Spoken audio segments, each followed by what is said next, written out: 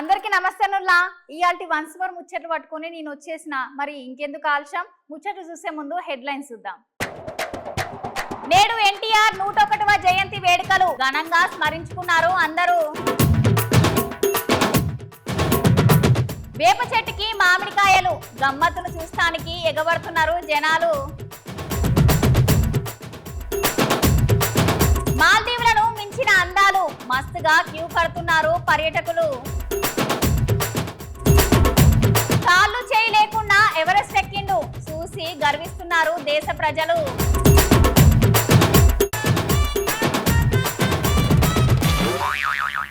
మనకి కృష్ణుడు అనగానే ముందుగా అలా గుర్తొచ్చే పేరు పెద్ద ఎన్టీఆర్ సారు. సార్ యాక్టింగ్ చేసిన, పద్యాలు వాడిన ఎన్టీఆర్ సార్కి పోటీ వచ్చే వారే లేరు. అసలు తెలుగు సినిమా కీర్తిని ఒక మెట్టెక్కించింది గా పెద్ద సారే. ఇవాళ ఎన్టీఆర్ సారు 101వ జయంతుల్లా అందరు ఇవాళ ఒక్కసారిగా పెద్ద ఆయనని స్మరించుకోండి.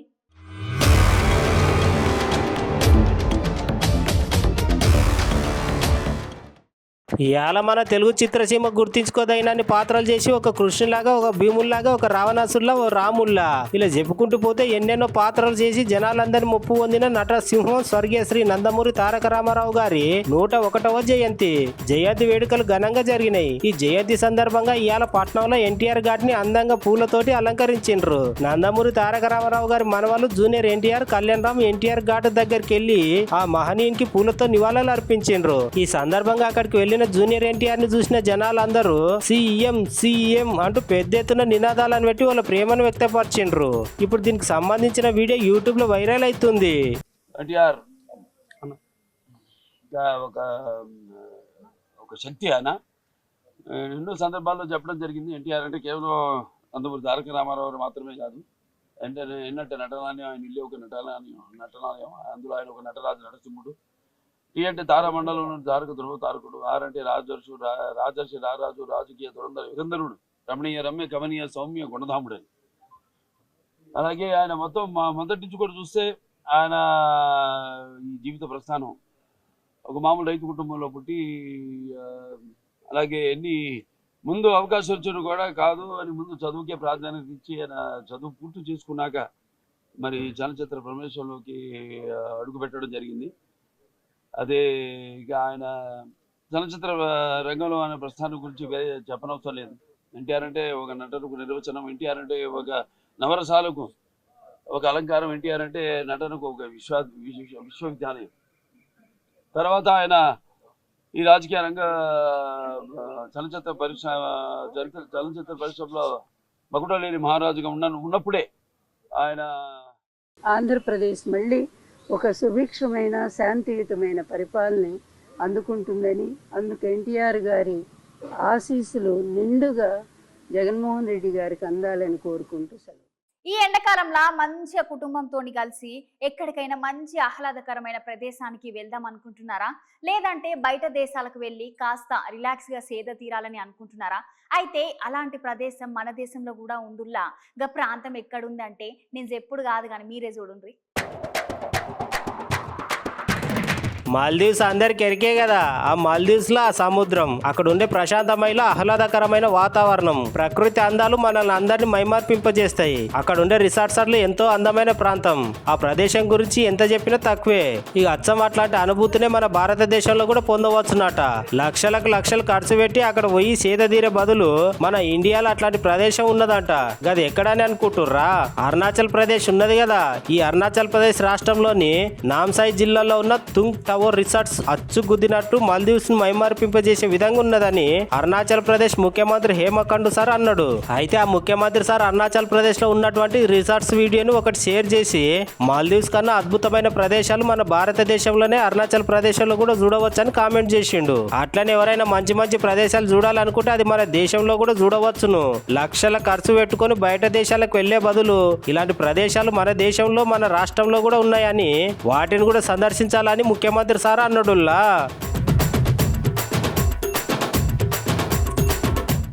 వామ్మో ఏమెండలు పొద్దున ఎండనే, సాయంత్రం ఎండనే, ఎటు చూసినా ఎండనే ఉల్లా. ఈసారి ఎండలు ఎట్లున్నాయని చూపిద్దామని ఒక చిన్న వీడియో అయితే పట్టుకొని వచ్చిన. ఇక ఆలస్యం దేనికి, తొందరగా చూసేయండి ఇక వీడియో ముచ్చటేందో.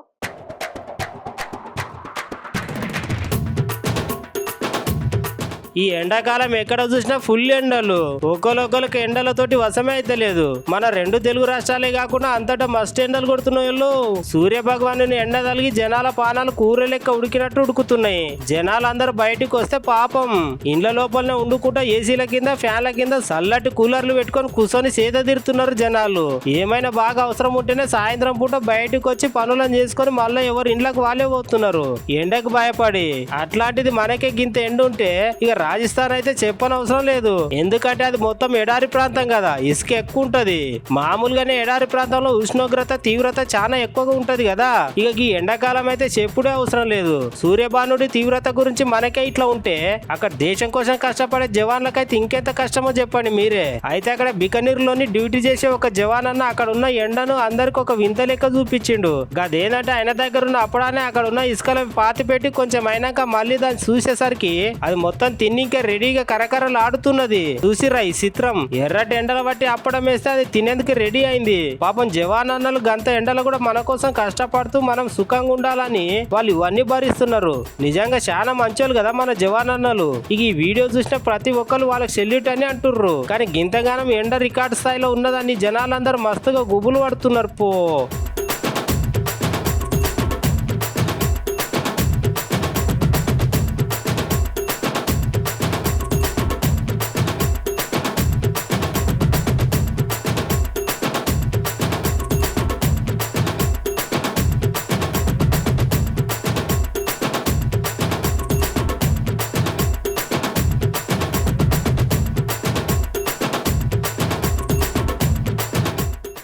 బ్రహ్మం గారు చెప్పిన అన్ని చెప్పినట్టు జరుగుతున్నాయి. ఇట్లా మునుపు ఎన్ని వింతలు విశేషాలు జరిగినాయి కదుల్లా. అగో అచ్చు ఇప్పుడు కూడా వేప చెట్టుకు మామిడికాయలు కాసినాయి. అగో మీరే చూడండి గా విచిత్రం ఏడా జరిగిందో.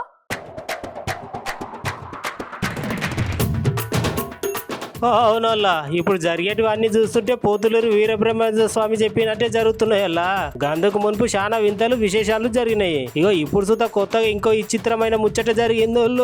ఇక అసలు ముచ్చట ఏంటంటే మన పక్కపోటి రాష్ట్రం మధ్యప్రదేశ్ భోపాల్లో అందరు పరిశాన్ అయ్యే ముచ్చట జరిగింది. ఎక్కడైనా ఏ చెట్టుకు ఆ చెట్టు కాయలు పండ్లు కాస్తాయి గాని ఇక్కడ వేప చెట్టుకు మామిడికాయలు కాసినాయి. ఇది చూసి అందరు పరిశాన్ అవుతున్నారు. ఇంకా గమ్మత్తయ్య ముచ్చట ఏంటంటే అది సుతా రాష్ట్ర మంత్రి ప్రహ్లాద్ సింగ్ పటేల్ సారు వాళ్ళ ఇంట్లో ముచ్చట జరిగిందంట.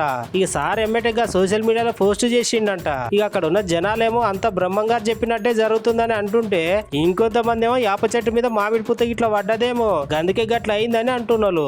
ఏదేమైనా ఈ వింతను చూనికే జనాలందరూ అయితే పొట్టు కొత్తున్నారు పో.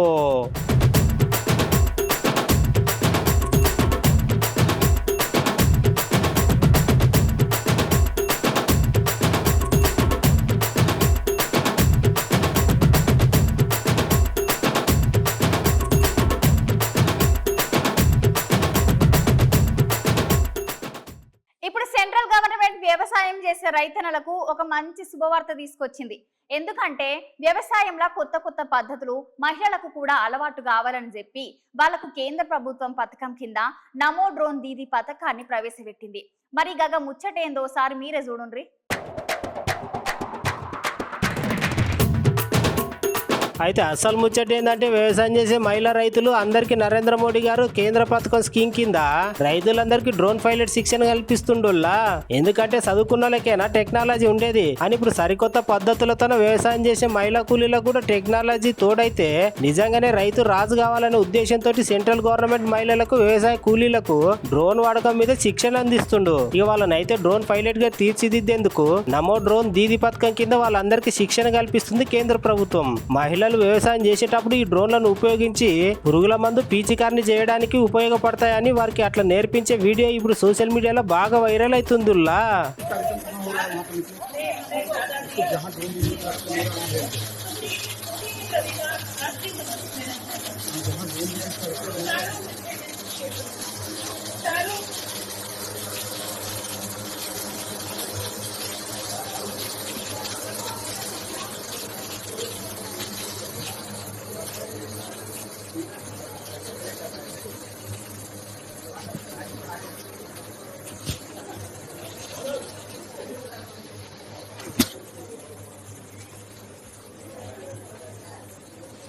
पीछे हो जाए, मेरा ब्रेन खराब हो रहा है, पीछे ఒక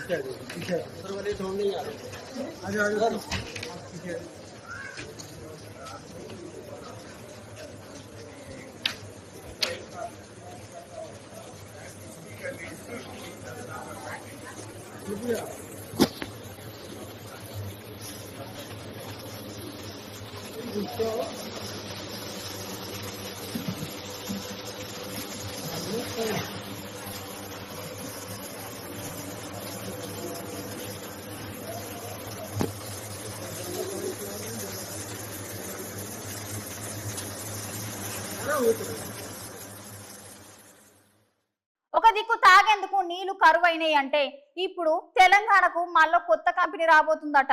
మంచినీళ్ళు అయితే కొనుక్కోరు గాని ఈ బీరు నీళ్ళు అయితే వందలకు వందలు పెట్టి కొంటారు. గట్లుంటది ఈ మనుషుల తీరు. అవునులా మనము 20 రూపాయలు పెట్టి వాటర్ బాటిల్ కొన్నికే 100 సార్లు ఆలోచన చేస్తాము. కానీ గదో ఒక బీరో లేకపోతే బ్రాండో లేకపోతే రమ్మో ఆ కచ్చటారు కొనేందుకు అప్పు చేసి మరీ చాలా తిప్పలైనా కూడా కొంటాం.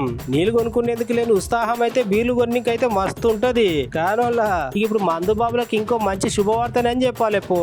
ఎందుకంటే మన తెలంగాణకి ఇంకో కొత్త బీర్ల కంపెనీ రాబోతుందంట. మన తెలంగాణలో ఉన్న బీర్ల బ్రాండ్ సరిపోతలేవని ఇంకో కొత్తగా తయారు చేసిన బీర్ల బ్రాండ్ రాబోతుందని తెలుస్తుంది. వాళ్ళ కంపెనీకి చెందిన ప్రముఖ బీర్ల బ్రాండ్లను తెలంగాణలో సరఫరా చేసేందుకు వాళ్ళ ప్రభుత్వం అనుమతి ఇచ్చిందని సోము డిస్టిలరీస్ అనే కంపెనీ వాళ్ళు ఎన్ఎస్సికి పత్రం రాసి దాంతో power 10,000 hunter strong wood speaker black ఓట్ బీర్లు వస్తున్నాయని ప్రచారం జరుగుతుంది. అయితే కొత్త బ్రాండ్ల బీర్లు వస్తాయనే కదా ఆ బీర్ల కోసం ఎవరు అప్లై చేసుకోలేదంట. ఈ ముచ్చట మన తెలంగాణ ఎక్సైజ్ శాఖ మంత్రి జూపల్లి సార్ ఉన్నారు కదా, ఆ సార్ చెప్పిండుల్లా. ఈ ఇంకేంది కొత్త బ్రాండ్ బీర్లు లాగి ఏమంటారో మరీ చూడాలి.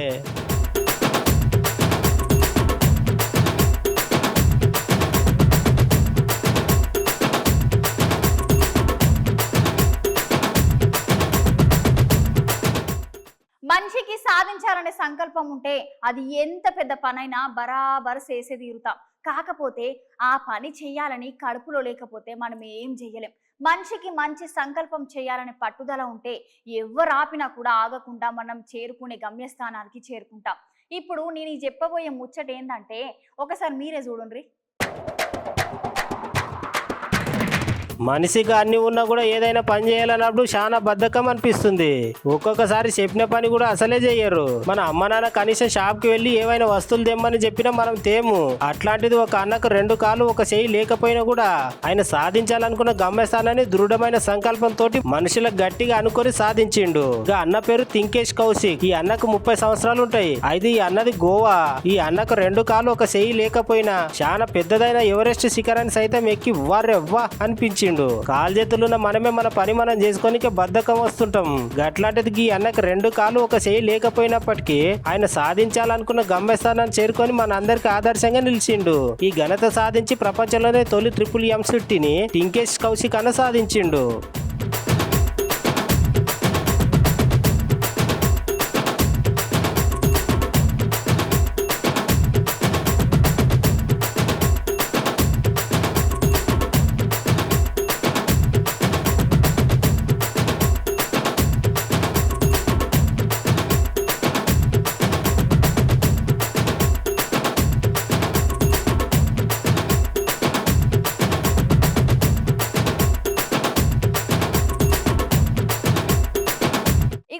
ఇయాల్టి ముచ్చట్లు మళ్ళా కొత్త ముచ్చట్లతో మళ్ళా కలుద్దాం. అంతవరకు ఉంటాం మళ్ళా.